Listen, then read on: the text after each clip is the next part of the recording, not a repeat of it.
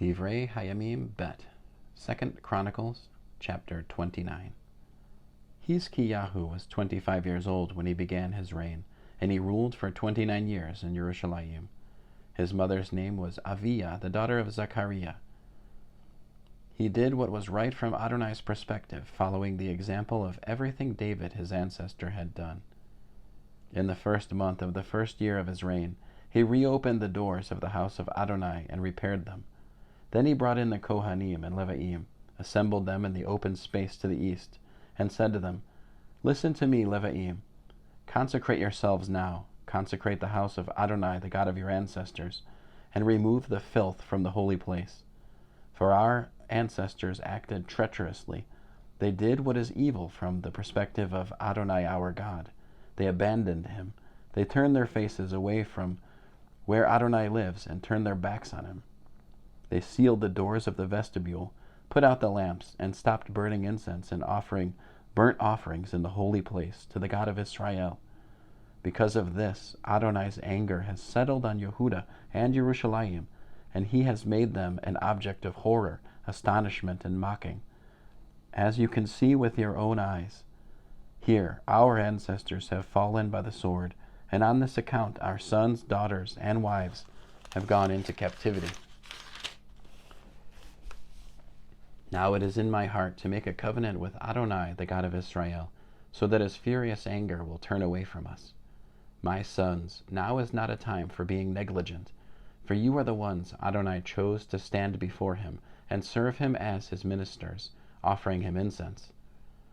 Then the Levi'im set about the task, Machat the son of Amasai, and Yoel the son of Azaryahu, from the descendants of the Kahati, of the sons of Merari, Kish the son of Avdi, and Azaryahu the son of Yahalalel, of the Gershuni, Yoach the son of Zima, and Eden the son of Yoach, of the descendants of Elitzaphan, Shimri and Yiel, of the descendants of Asaph, Zacharyahu and Matanyahu, of the descendants of Heman, Yehiel and Shimi, and of the descendants of Yedutan, Shemaiah and Uziel.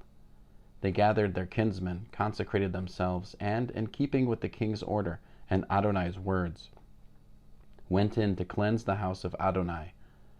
The Kohanim went in to cleanse the inner part of the house of Adonai. All the unclean things they found in the sanctuary of Adonai they brought out into the courtyard of the house of Adonai, where the Levi'im took and carried them out to Vadi Kidron.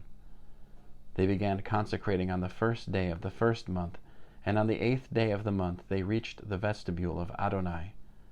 Then they consecrated the house of Adonai in 8 more days, so that on the 16th day of the first month they had finished.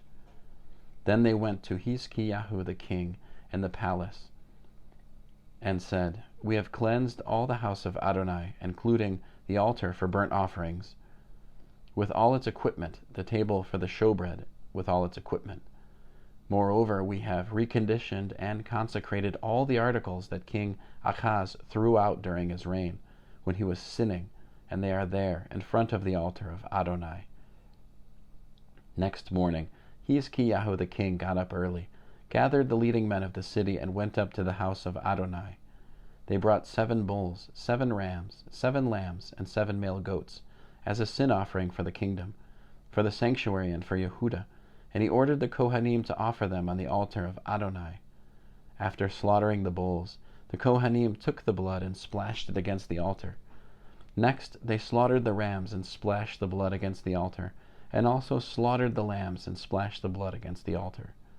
After bringing the male goats for the sin offering close to the king and the assembly and laying their hands on them, the Kohanim slaughtered them and made a sin offering with their blood on the altar, to make atonement for all Israel. For the king had ordered that the burnt offering and the sin offering should be for all Israel. He stationed the Levi'im in the house of Adonai with cymbals, lyres, and lutes, in keeping with the order of David, Gad, the king's seer, and Natan the prophet. For the mitzvah had come from Adonai through his prophets. The Levi'im stood with the instruments of David, and the Kohanim with the trumpets. Hezekiah ordered that the burnt offering should be offered on the altar. The moment the burnt offering began, the song of Adonai also began, accompanied by the trumpets and the instruments of David, king of Israel. The whole assembly prostrated themselves, the singers sang, and the trumpeters sounded. All this continued until the burnt offering was finished. When the offering was over, the king and everyone present with him bowed down and prostrated themselves. Then Hezekiah the king and the leaders ordered the Levi'im to sing praises to Adonai, using the words of David and of Asaph the seer. They sang praises until they were filled with joy, and they bowed their heads and prostrated themselves. Hezekiah responded by saying, "Now that you have consecrated yourselves to Adonai, come close and bring sacrifices and thank offerings into the house of Adonai." So the community brought in sacrifices and thank offerings, and as many as were willing volunteered burnt offerings.